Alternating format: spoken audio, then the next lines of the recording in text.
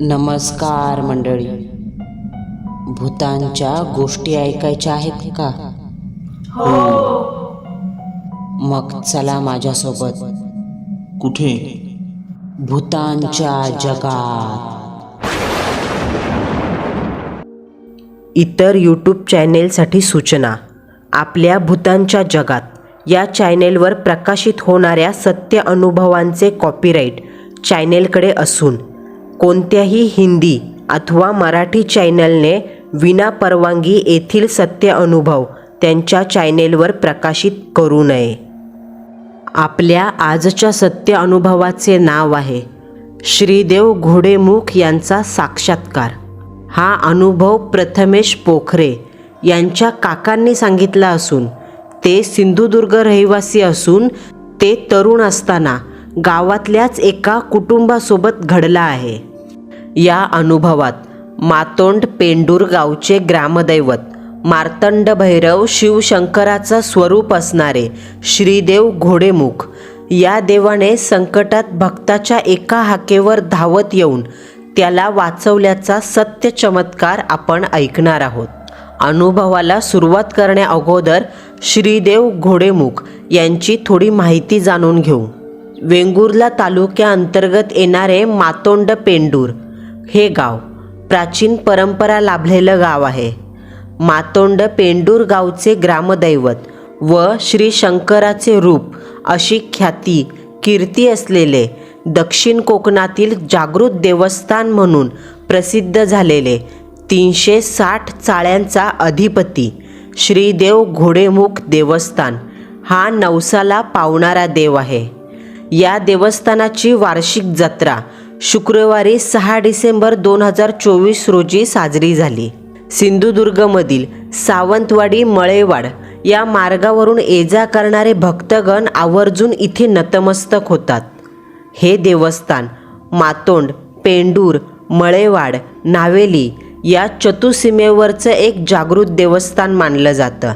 सदरील मंदिर हे समुद्रसपाटीपासून 800 ते 900 मीटर उंच हिरव्यागार झाडात डोंगराच्या कुशीत वसलेलं असून उंच डोंगराच्या माथ्यावर बसून श्रीदेव घोडेमुख साऱ्या परिसराचं रक्षण करतो अशी तेथील भक्तांची ग्रामस्थांची श्रद्धा आहे.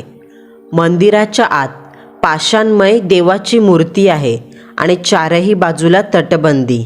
पायऱ्या चढून जेव्हा थकलेला भक्त मंदिरात प्रवेश करतो तेव्हा समोरचं विलोभनीय दृश्य पाहून भक्ताला आलेला थकवा क्षणात नाहीसा होतो असं तेथे गेलेले भक्त सांगतात.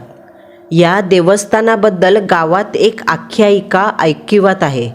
या आख्यायिकेनुसार असं कळतं का एक सत्पुरुष सरदार जे सावंतवाडी संस्थानात सेवा बजावत होते ते जेव्हा आपल्या घरी परत येत असत तेव्हा नावेली गावाची सीमा ओलांडून मातोंड पेंडूर गावात प्रवेश करीत असताना त्यांचा घोडा थपकून उभा राहायचा. काही केल्या पाऊल पुढे टाकत नसायचा आणि जेव्हा सरदार अश्वावरून खाली उतरायचे तेव्हा तो अश्व चालू लागायचा. सातत्याने असं घडू लागल्यावर त्यांनी याबाबत तेव्हाचे आचार्य गुरु यांच्याशी सल्लामसलत केली. तेव्हा त्यांना श्री शिवशंकराच्या या रूपाबद्दल दृष्टांत झाला आणि तेव्हाच श्री घोडेमुख देवाचे लिंगरूपी पाषाण डोंगर माथ्यावर घनदाट गर्द वनात शोधून त्यांनी तिथेच प्रस्थापित केले. अश्वामुळे या देवाची प्राप्ती झाली, त्यामुळे या दैवताला घोडेमुख असे संबोधले गेले. त्यामुळे मातोंड पेंडूर गावात अश्वावर आरूढ होणे निषिद्ध आहे. इतकेच नाही तर गावातल्या कुणालाही अश्वारूढ होता येत नाही, जेणेकरून देवतेचा अपमान होईल. ज्या जंगलात श्री घोडेमुखांचे वास्तव्य आहे त्याला पहिले युवराचे रान असे नाव होते, परंतु श्री घोडेमुख देव स्थापन झाल्यानंतर त्याला त्याच नावाने ओळखले जाऊ लागले. याचबरोबर श्री देव घोडेमुखाला शरीराच्या कुठल्याही अवयवाच्या प्रतिकृतीचे दान करण्याची प्रथा आहे. असे केल्याने अवयवाला असणारे दुखणे कायमचे थांबते अशी भाविकांची मान्यता आहे. घोडेमुख देवाच्या जत्रेच्या दिवशी सकाळी गावकरी मंडळी सातेरी मंदिरात जमून मेळेकरी भूतनाथ व पावनाई या देवांच्या तरंग काठ्यांसह घोडेमुख देवस्थानाकडे डोंगर चढून जातात. श्रीदेव घोडेमुख क्षेत्रात केळी, नारळ, गोड पदार्थांचा नैवेद्य दाखवला जातो. भूतनाथ व पावनाई देवीला गोड उपहार दाखवण्यात येतो. यावेळी मोठ्या प्रमाणात भाविक श्रद्धेने श्रीदेव घोडेमुखाला कोंबड्याचा मान दिला जातो. खरं तर हा मान श्रीदेव घोडेमुखाच्या अधिपत्याखाली येणाऱ्या चाळे, भूत, पिशाच्च, गण यांच्यासाठी असतो. भाविक आपल्या मनोकामना गावकऱ्यांच्या गाऱ्हाण्याच्या स्वरूपात श्रीदेव घोडेमुखाकडे मांडतात आणि सायंकाळी डोंगर उतारावरून घोडेमुख चरणी कोंबड्यांचा मान देण्याची सुरुवात करतात. जवळपास 20 ते 25,000 कोंबड्यांचा मान या जत्रेत दिला जातो. या जत्रोत्सवात सहभागी होण्यासाठी चाकरमानी मुंबई, पुणे, गोवा, कर्नाटक देशाच्या कानाकोपऱ्यातून मोठ्या प्रमाणात दाखल होत असतात. तर ही थोडक्यात माहिती सांगून आता मी आपल्या सत्य अनुभवाला सुरुवात करते. सदरील घटना घडली तो काळ होता 1978चा. स्थळ सिंधुदुर्ग जिल्हा. मंडळींनो, या पृथ्वीवर 2 प्रकारच्या जागा असतात. प्रथम म्हणजे दैवी, म्हणजे चांगली जागा, जिथं देवाचं मंदिर असतं. या अशा शुभ जागेवर देवाचे अस्तित्व असल्याने नेहमीच चांगली शुभ कार्य घडतात. आणि दुसरी बाजू आहे वाईट, अघोरी, तामसी लोकांची. अदैवत म्हणजे सैतान, पिशाच्च यांची देवता होय. या वाममार्गी तामसी लोकांच्या सैतानी देवांना या पृथ्वीवर मुळात थारा नाही. तरीसुद्धा ज्या लोकांच्या मनात दुसऱ्या माणसासाठी राग, घृणा, जळजळ आहे, मेहनत न करता ज्यांना बसून पैसा हवा असतो, अशी ही वाममार्गी लोक सैतानाला पूजतात. आणि या सैतानाला पृथ्वीवर उघड उघड पूजायला बंदी असल्याने ही वामपंथी माणसं अशा काही ठिकाणांची निवड करतात जिथं सामान्य माणसाचा वावर कमी असेल. जसं की एखादा दूरचा डोंगर, गर्द जंगलात कुठेतरी, आडबाजूच्या रानात, झाडाखाली किंवा नदी, वहल, तळघरं अशा विविध ठिकाणावर या सैतानांचं वास्तव्य असतं. इथे येणारा प्रत्येक माणूस हा पापी, कुटील, नीच, अधर्मी, दुसऱ्यांचं वाईट करण्यासाठी किंवा वाईट विचार मनी बाळगून आलेला असतो. अशा जागेवर जन्म होतो वाईट शक्तींचा. देव आणि सैतान या दोघांमध्ये हाच मोठा फरक आहे. देव ज्याला भक्त लेकासमान असतात, मुलाच्या प्रत्येक चुकीला तो माफ करतो.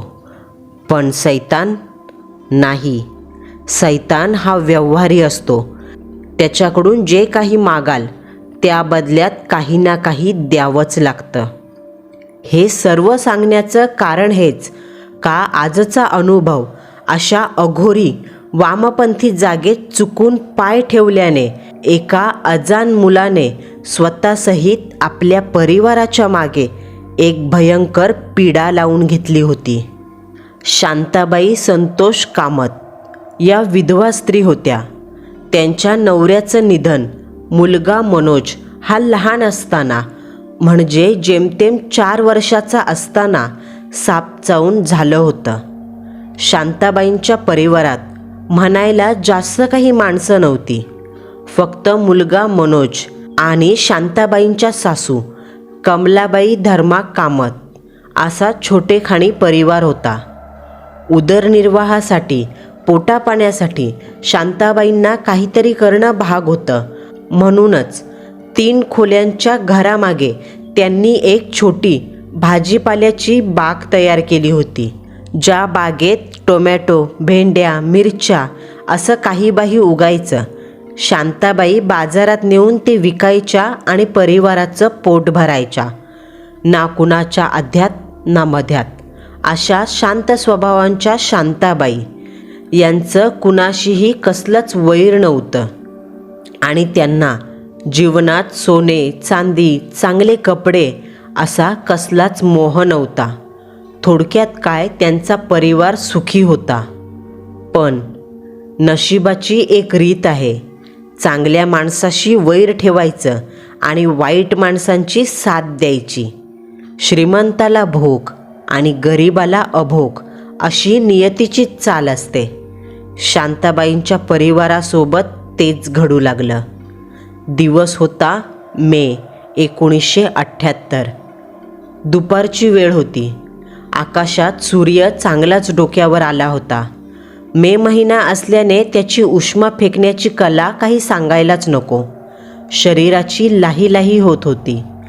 शांताबाई आपल्या घराच्या मागच्या बाजूला बागेत भाजीपाला खुडत होत्या. तोच त्यांचा मुलगा मनोज तिथे आला. आई, मी माझ्या मित्रांसोबत वहलावर पोहायला जाऊ का? मनोजने शांताबाईंना विचारलं. शांताबाई हळूच मागे वळल्या. ठीक आहे, जा, पण लवकर ये. आणि हां, लक्षात ठेव, काहीही झालं तरी वल्हाच्या पलीकडच्या रानात जाऊ नको. तिथं मेली ती करणी करणारी माणसं काय पण गुमूत जमिनीवर टाकतात. फुकटची पिढा घरात आणशील, समजलं ना? आणि जर मला कळालं का तू पलीकडे गेला होतास तर मेल्या तुझं तंगडं तोडून पार लंगडा करून ठेवील तुला. शांताबाई लटक्या रागाच्या सुरात म्हणाल्या, पण त्यांच्या मनात काळजी होती. शांताबाईंच्या या रागाची मन्याला चांगली सवय झाली होती.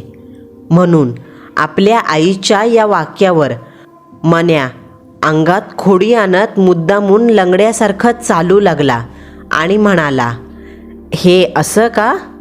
पण मी लंगडा झालो तर मला लग्नाला पोर कोण देईल? आणि लग्न झालंच तर माझ्या बायकोला लोक लंगड्याची बायको म्हणून चिडवतील, त्याचं काय? मन्याच्या या वात्रट वाक्यावर शांताबाई जराशा चिडल्या आणि खेकसत्या स्वरात म्हणाल्या, मेल्या, जातो का आता?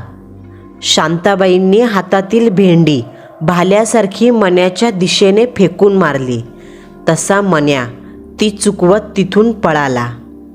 मन्याच्या घराबाहेर त्याचे 2 मित्र उभे होते, अनंता आणि दुसरा मित्र चिंत्या सुर्वे. हे दोघेही मन्याच्या गावातले त्याचे जिवलग मित्र. तिघेही विशीच्या जवळपास पोहोचलेले तरुण. आज गरमी जास्त असल्याने वहलावर पोहायला निघाले होते. प्रत्येकाने अंग पुसायला सोबत एक टॉवेल घेतला आणि तेव्हाचं त्यांचं स्पेशल हत्यार बेचकी.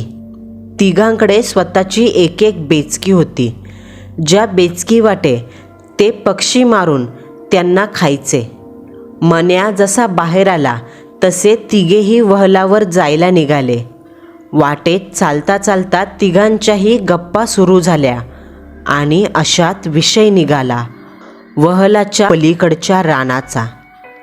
ए अंत्या, चिंत्या, माझी आई म्हणत होती वहलाच्या पलीकडच्या रानात करणी करणारी माणसं काय पण फेकत असतात म्हणून, आणि मला दरवेळेस तिकडं जाऊ नको म्हणते.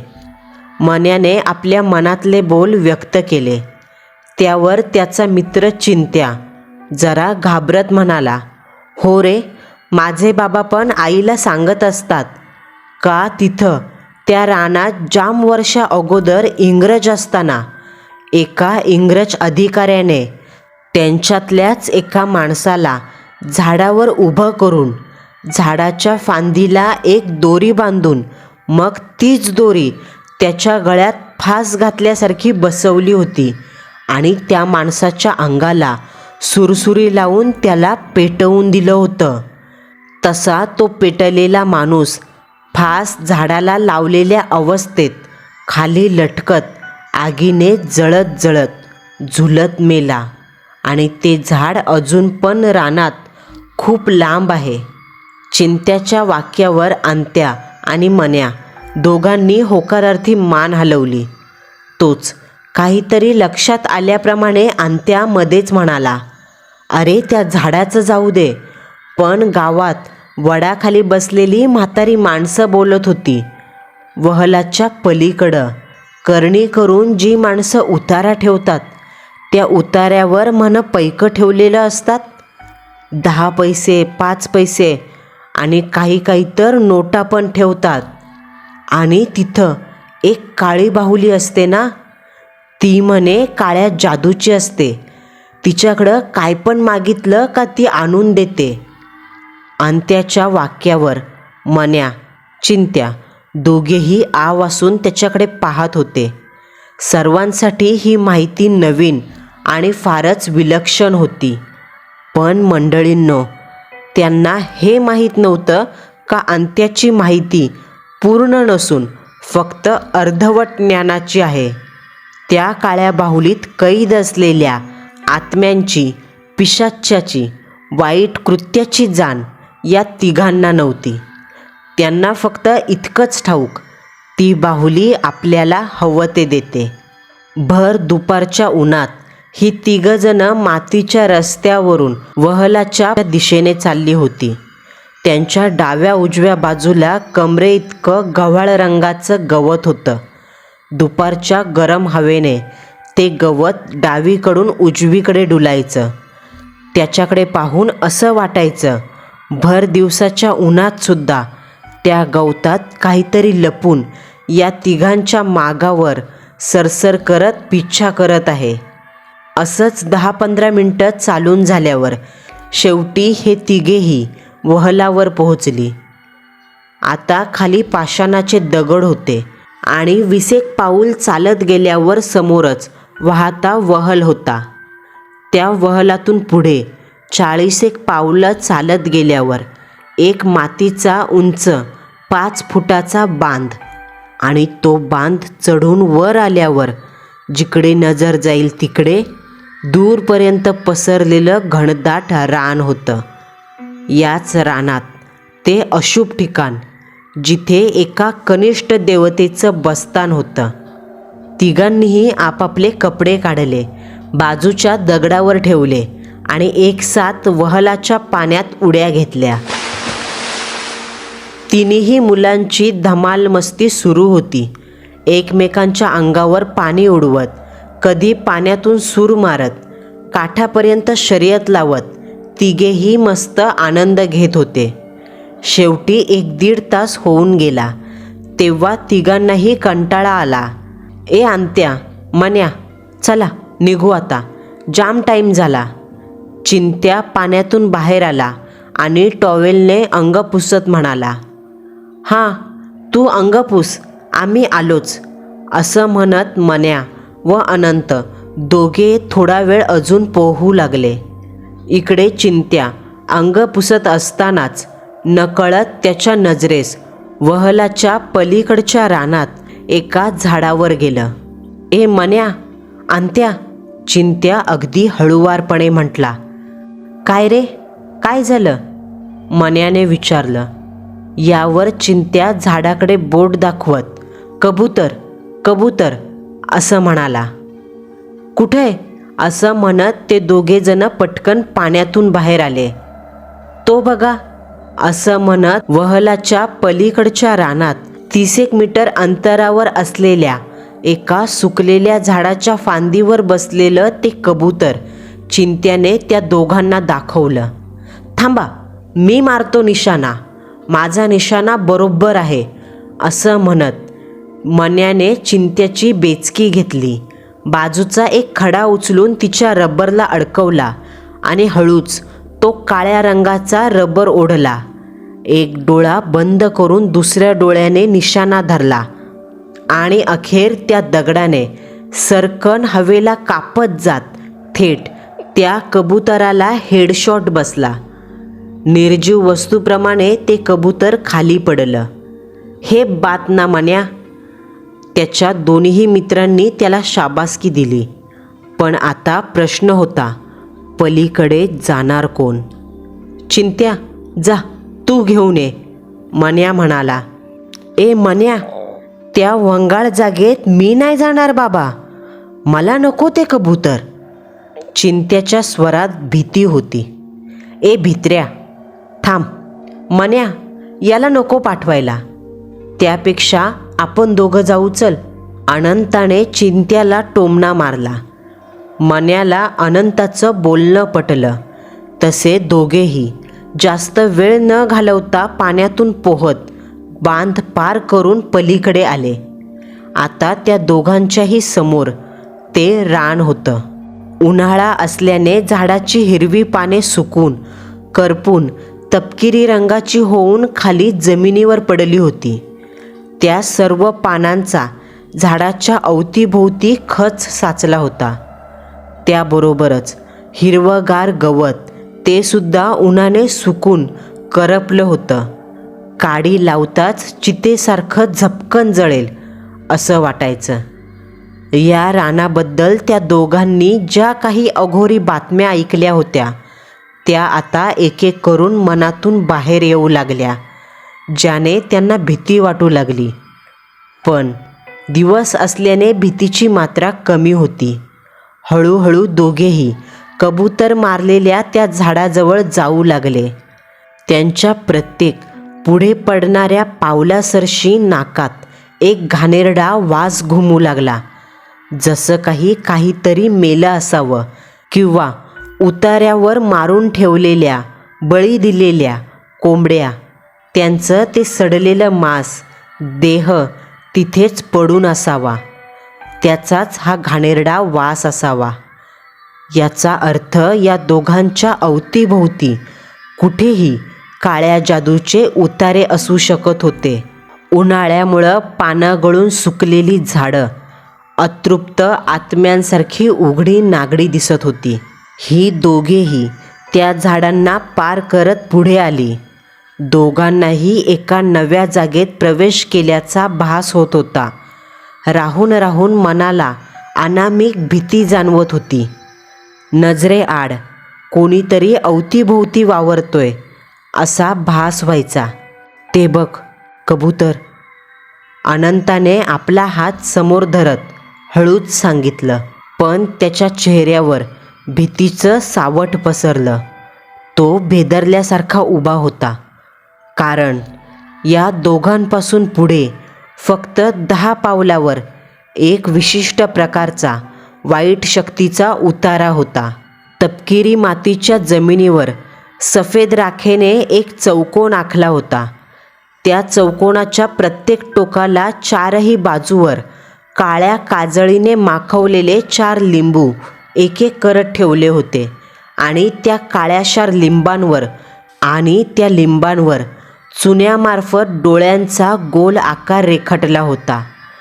त्या लिंबाकडे पाहता असं वाटायचं कोणत्या तरी अभद्र शक्तीचे खरोखरचे डोळे चित्तारले आहेत आणि ते आपल्याकडेच पाहत आहेत. त्या चौकोन आणि लिंबाच्या मधोमध एक हिरव्या रंगाचं मोठं पान होतं. त्या पानावर एकूण 6 धडं होती. पहिलं कोंबड्याचं, दुसरं कावळ्याचं, तिसरं चिमणीचं, 5वं मोराचं आणि 6वं एका बोकडाचं डोकं होतं. बाजूला एक दारूची बाटली आणि त्या बाटलीखाली काही पैसे ठेवले होते.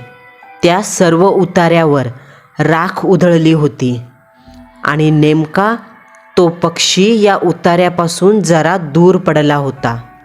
मन्याने कसाबसा तो उचलून हातात धरला. तोच. आई शपथ, मन्या, पैसे. मी तर कधी नोट बघितली पण नाही भावा. अनंताच्या स्वरात लालच निर्माण झालं.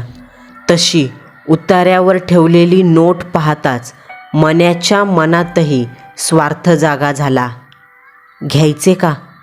तसं पण कोण बघतंय? अनंता म्हणाला. पण काय झालं तर? मन्याने प्रश्न विचारला. काय नाही होणार. तू एक काम कर, उचल त्या नोटा.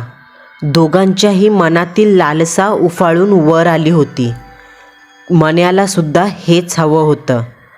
त्यामुळे मन्याने कसलाही मागचा पुढचा विचार न करता हात पुढे करून ती नोट उचलण्यासाठी त्यावर ठेवलेली दारूची बाटली उचलली आणि त्या बाटलीला हाताचा स्पर्श होताच उन्हाने तापलेल्या त्या बाटलीच्या काचेने मण्याच्या हाताला चटका बसला.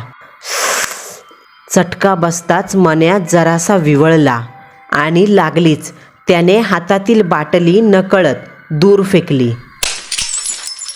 ती बाटली पाठीमागच्या दगडावर जाऊन खळ आवाज करत फुटली. त्याचबरोबर त्या बाटलीच्या टोकदार काचा जमिनीवर पसरल्या. मण्याने पुन्हा हात पुढे करून ती नोट हातात घेतली. नजरेत हावरटपणा स्पष्ट दिसत होता.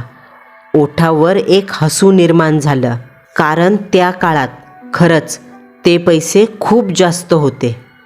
ए मन्या, लवकर ये, तुझी आई येते. तितक्यात त्यांना चिंत्याचा मोठा आवाज आला. तशी मनोजची आणि अनंताची दोघांची चांगली धांदल उडाली. कारण जर मनोजला त्याच्या आईने इथे पाहिलं असतं तर नक्कीच त्याचं काही खरं नव्हतं. आणि त्यासोबत मनोजच्या आईने अनंताच्या आईवडिलांनाही त्याचं नाव सांगितलं असतं. त्यामुळे दोघांना बेदम मार बसला असता. म्हणून दोघेही एकदाच धावले. वेग इतका अफाट होता का शेवटच्या टोकावर येताच दोघांनी बांधावरून उड्या घेतल्या. आवाज करत दोघांची शरीरं पाण्यावर आदळली. चिंत्याच्या इशाऱ्यानुसार शांताबाई वहलावर पाणी भरायला आल्या होत्या. त्यांनी सोबत एक हांडा कळशी आणली होती. मनोज, चल, बस झालं आता, घरी चल, शांताबाई मनोजला म्हणाल्या. आणि यावर मनोजने फक्त होकारार्थी मान हलवली.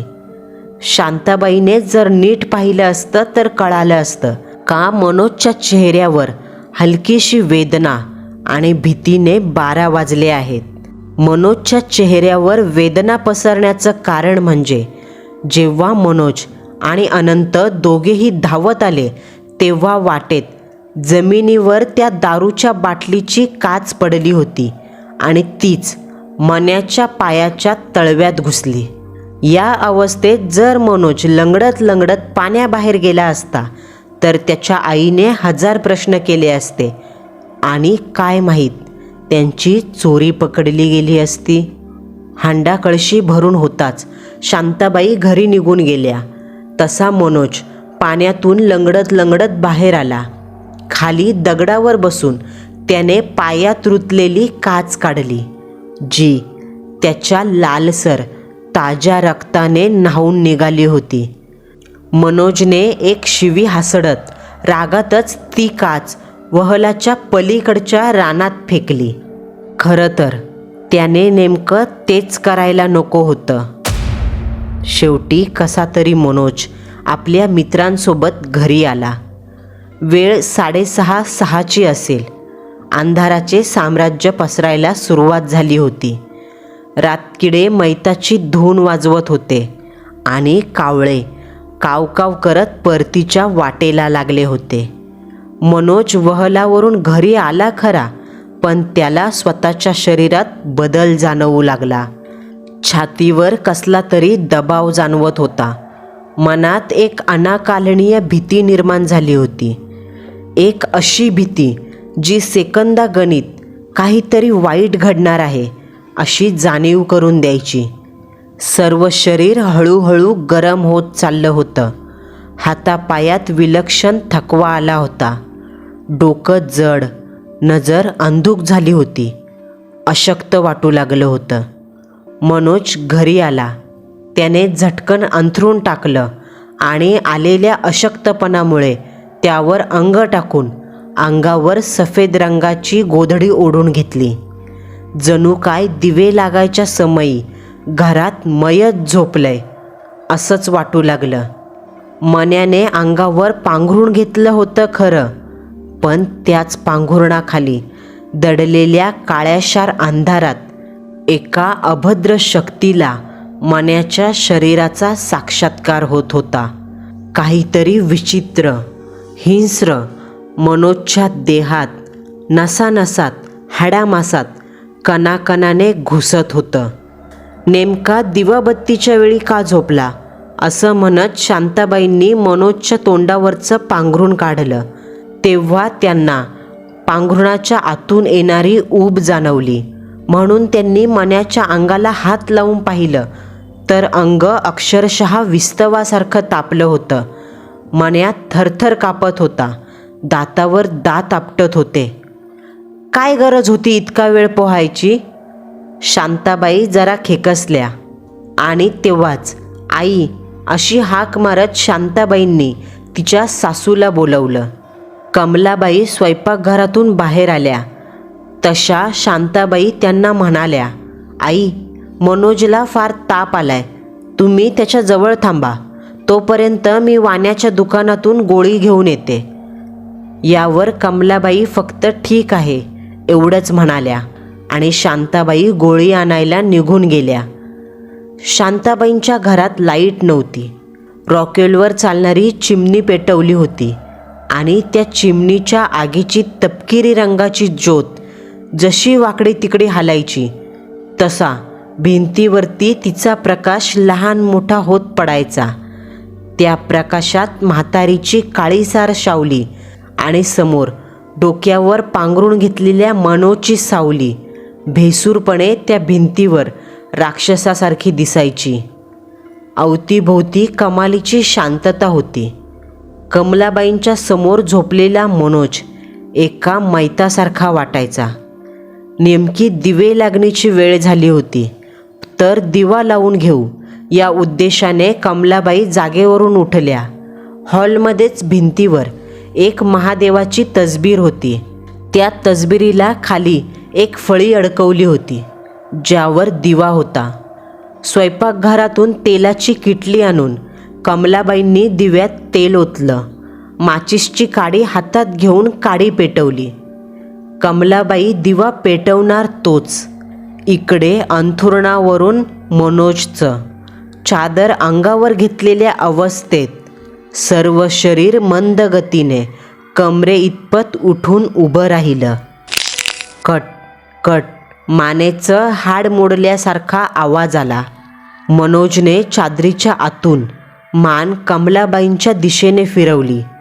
आवाज इतका मोठा होता का कमलाबाईंचा हात जागीच थांबला. त्यांनी वळून मनोजकडे पाहिलं. तोच. काय ग थेरडे, दिवा लावते का? हां?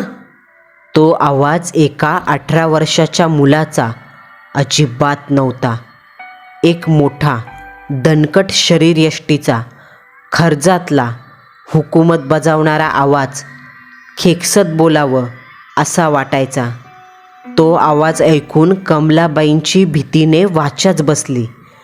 तरीसुद्धा कमलाबाई धीर एकवटून म्हणाल्या, मनोज, काय बोलतोस तू? बरं वाटतंय ना तुला? मला काय झालंय म्हातारे, मी एकदम ठीक आहे.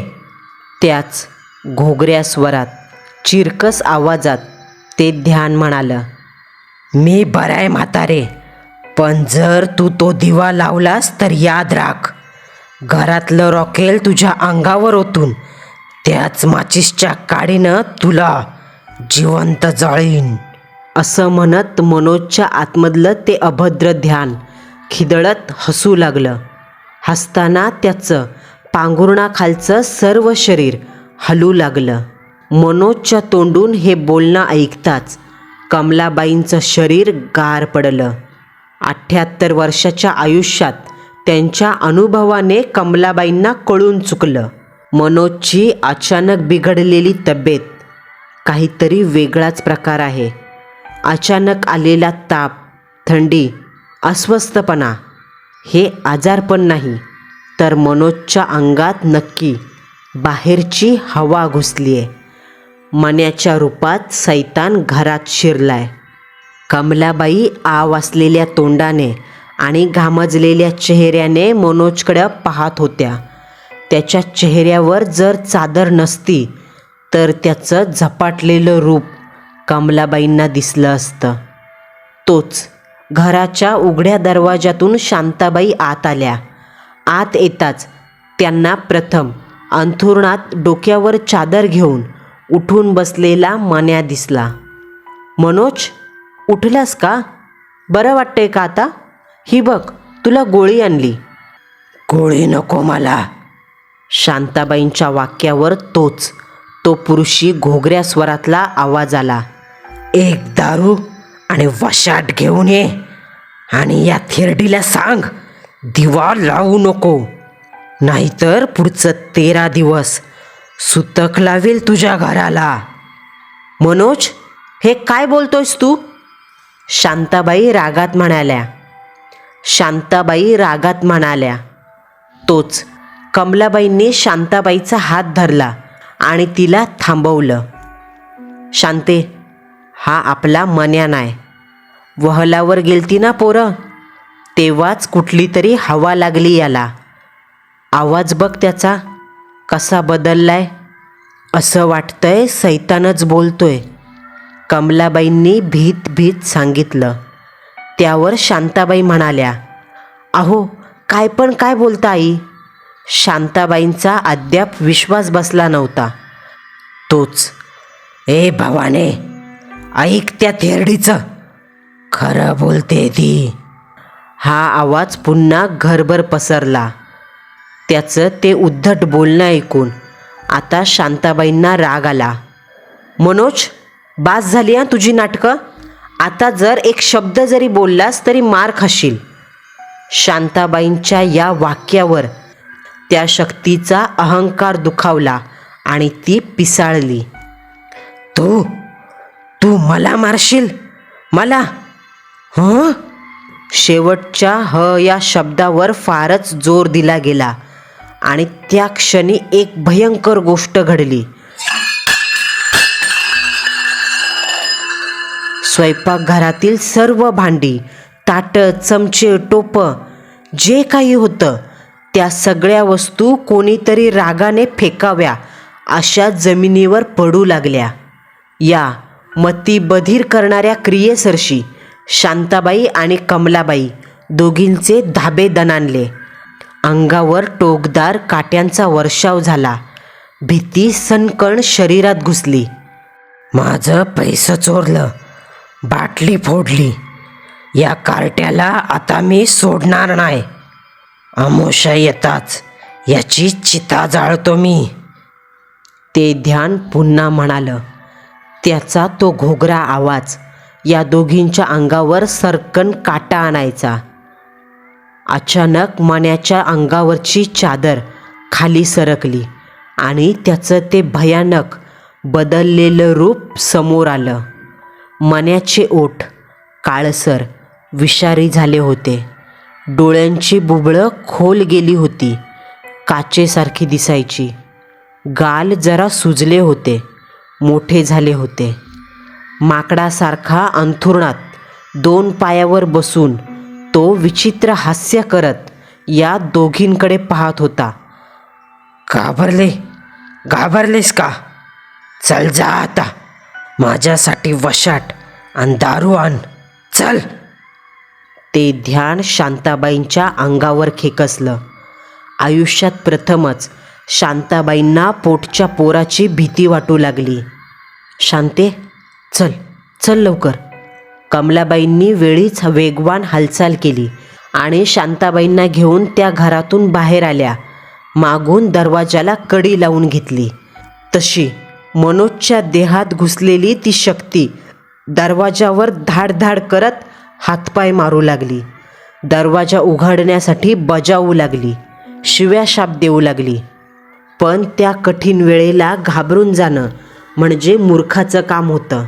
म्हणून कमलाबाईंनी जरा धीर दाखवत शांताबाईला घाबरू नकोस, आधी त्या अनंता आणि चिंत्याच्या घरी जा आणि वहलावर तुम्ही काय केलं हे विचार, असं सांगितलं. ज्याने या ब्यादेवर काहीतरी उपाय केला जाईल. शांताबाईंना सासूबाईंचं बोलणं पटलं. कमलाबाई घरापाशी बाहेर थांबल्या आणि शांताबाई गावात आल्या. अनंता आणि चिंत्या दोघांची घरं समोरासमोर होती. शांताबाईंनी दोघांच्या घरातल्यांना एकदम बाहेर बोलवलं आणि त्यांच्या घरी जे काही भयानक अघोरी कांड घडलं ते मांडलं. त्यावर प्रथम अनंता आणि चिंत्या दोघांच्या वडिलांनी त्यांच्यावर हात साफ केले. मग रडत रडतच अनंताने, जो मनोजसोबत त्या रानात गेला होता, त्याने त्या उतार्याची घटना, पैसे, फोडलेली दारू, पायाला लागलेली काच, सर्व काही प्रसंग थोडक्यात सांगितला, जो ऐकून सर्वांना भीतीचा जबरदस्त धक्का बसला. त्या दोघांच्याही बापांनी दोघांना पुन्हा लाथेने तुडवलं. पण या कठीण प्रसंगी काहीतरी उपाय करणं गरजेचं होतं. अनंताचे वडील म्हणजे नागनाथ यांच्या ओळखीत एक काळ्या जादूचा मांत्रिक होता. कारण ते सुद्धा असंच काहीतरी थोडंफार शिकत होते. शेवटी ते म्हणाले, शांता वहिनी, मी एका बुवाला ओळखतो. तुम्ही घाबरू नका. तुम्ही आत्ताच्या आत्ता घरी जा. मी 1.5 तासात तुमच्या घरी येतो. नागनाथराव म्हणाले आणि अंगावर एक टी-शर्ट, खाली पांढरी विजार चढवून ते त्यांच्याकडे असलेली सायकल घेऊन लागलीच बुवाला आणायला निघून गेले. तशा शांताबाई घरी आल्या आणि घरी येताच त्यांनी सर्व हकीकत सासूला सांगितली, जी ऐकून सासूला सुद्धा धक्का बसला. नकळत मुलांच्या हातून जे काही घडलं त्याच्या बदल्यात त्यांना मृत्यू मिळेल ही भीती त्यांना वाटू लागली. धाड धाड करत दरवाजा तोडण्याच्या उद्देशाने ते ध्यान आतून दरवाजावर हातपाय मारत होतं. मध्येच रडवल्या खोट्या स्वरात दरवाजा उघडण्याची विनंती करत होतं. पण त्या दोघींनी दरवाजा मात्र उघडला नाही. दरवाजा उघडला आणि ते अंगावर आलं तर आपल्या अंगाचा हातापाया मासाचा लचका तोडला तर. रात्रीचे 10 वाजले. भीतीपोटी भूकसुद्धा मेली होती. गेल्या 4 तासात काय काय विलक्षण घटना घडल्या याचा विचार करून डोकं ठणकू लागलं होतं. शेवटी 10:30च्या समयी नागनाथरावांची सायकल शांताबाईंच्या घराजवळ पोहोचली. तशी त्या दोघींची नजर सायकलच्या मागच्या सीटवर गेली. मागे एक किरकोळ अंगकाठीचा माणूस होता. त्याच्या खांद्यावर एक काळी थैली होती. वरचं अंग उघडं आणि खाली काळं धोतर होतं. चालताना तो दारुड्यासारखा झिंगत चालला होता. तसा तो चालत शांताबाईंच्या दरवाजाजवळ आला. तेव्हा शांता आणि कमलाबाई दोघींच्याही नाकात दारूचा भपकारा शिरला. नशेने लालसर झालेल्या डोळ्यांनी त्या बुवाने दरवाजाकडे पाहिलं आणि कडी उघडली. पण हे काय? मनोज कुठे गेला? कारण घर रिकामं होतं. तसा तो बुवा चालत आत घुसला. त्याच्या मागे नागनाथ, शांताबाई, कमलाबाई घरात आले. ए, बाहेर येतोस का? चांडाळा, हरामखोरा, बाहेर ये, ते बुवा ओरडले. त्यांच्या आवाजात एक जरब होती. तसा स्वयंपाकघरात कसलं तरी भांडं मोठ्याने आपटल्याचा आवाज झाला आणि स्वयंपाकघराच्या चौकटीतून मनोज माकडासारख्या उड्या मारत बाहेर आला. मण्याचे गाल फुगले होते. असं वाटत होतं त्याने तोंडात काहीतरी कोंबलंय. हां, घरात शिल्लक असलेलं सुकट, बोंबील, वाकट्या, जे काही मांसाहारी होतं ते सारं त्याने तोंडात कोंबलं होतं आणि ते कच्चं आधाशासारखं खात होता. ए बेवड्या, माझ्या नादी लागू नको.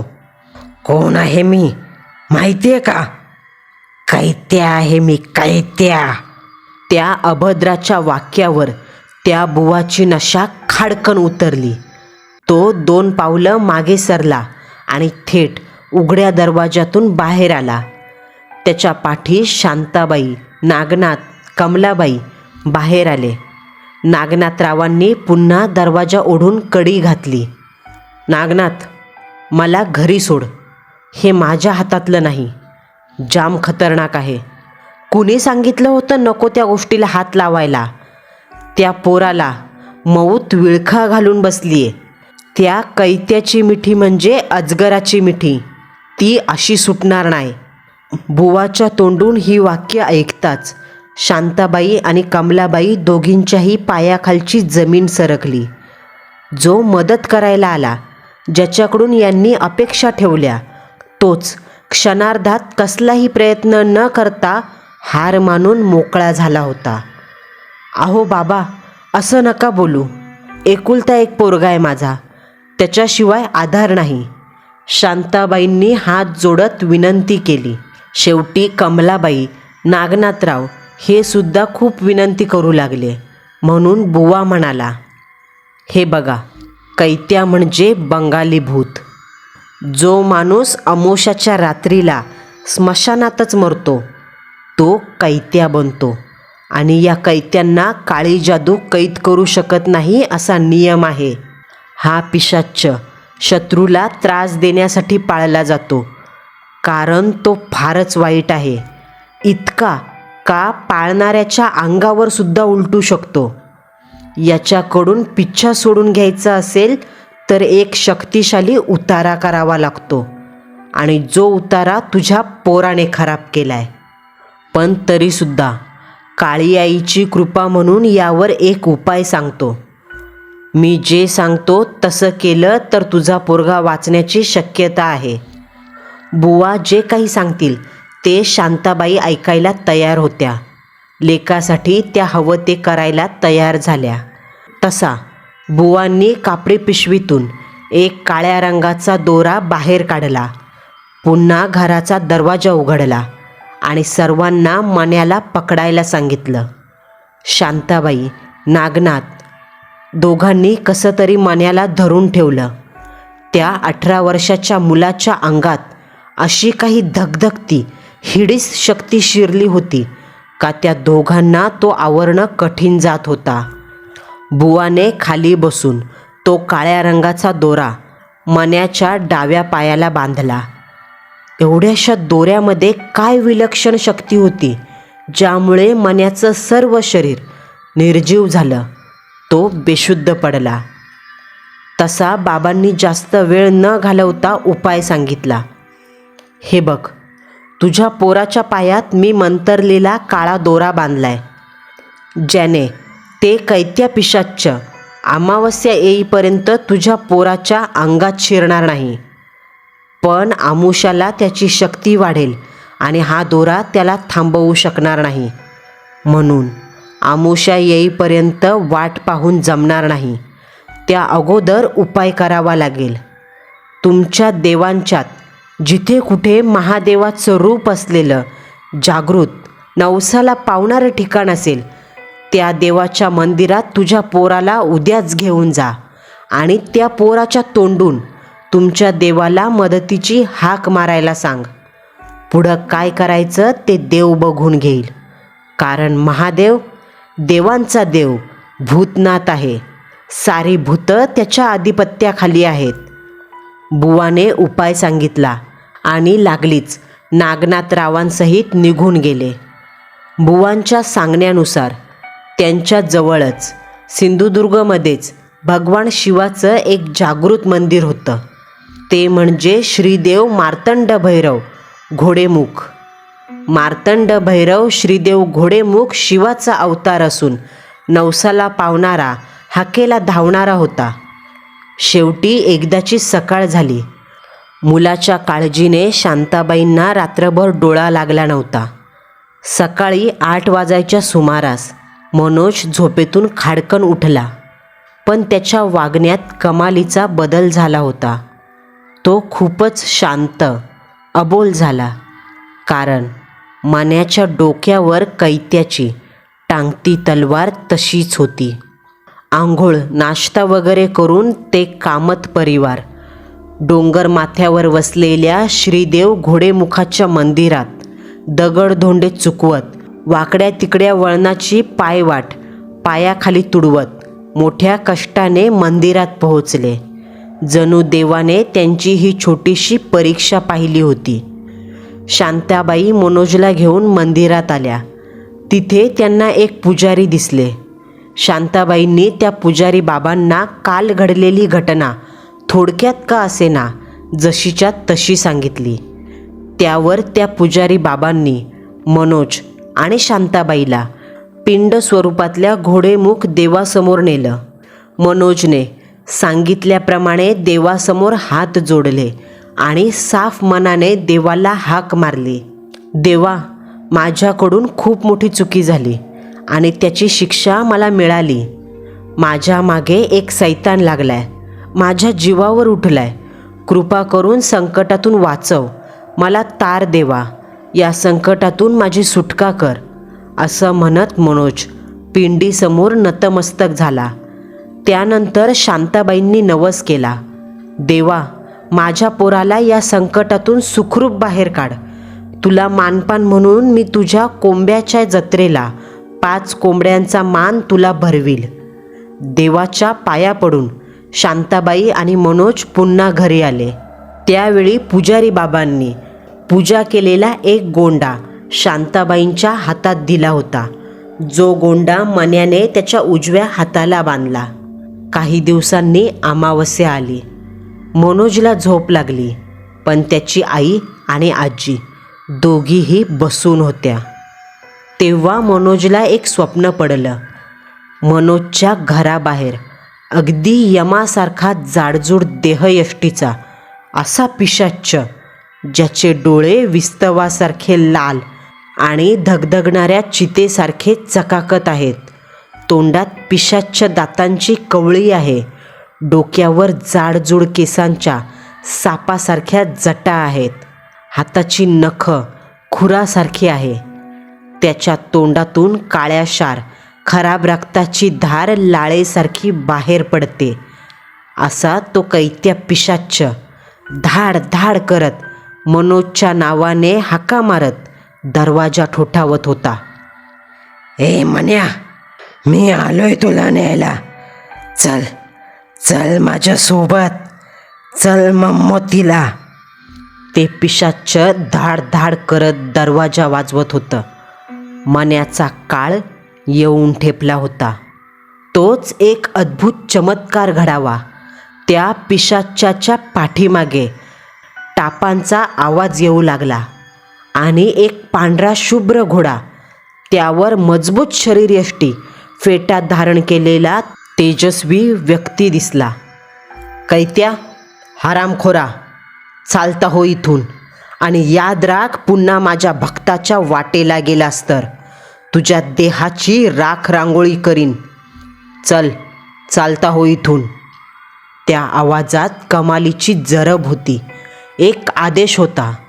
चहूदिशेंना तो आवाज ढगांचा नाद झाल्यासारखा घुमला आणि ते यमासारखं दिसणारं पिशाच्च घाबरलं.